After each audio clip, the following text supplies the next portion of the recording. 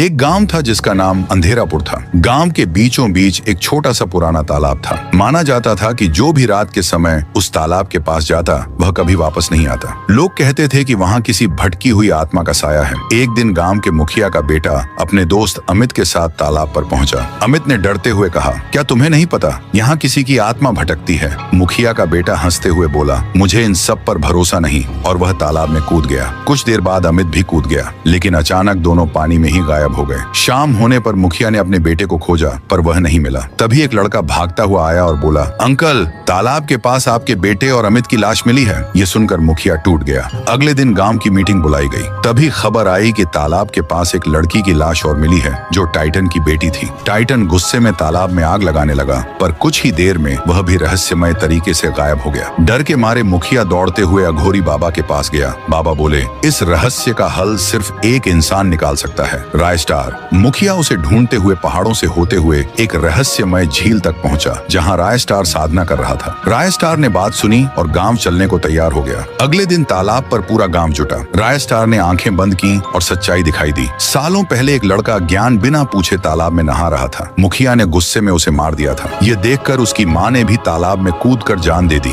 तभी से दोनों की आत्माएं भटक रही थीं। राय स्टार बोला, अगर शांति चाहिए तो यहाँ एक छोटा नया तालाब बनाओ और रोज उसमें एक दिया जलाओ। गांव वालों ने वैसा ही किया। तब से हर रात दिया जलाया जाता है और अंधेरापुर में फिर कभी कोई हादसा नहीं हुआ।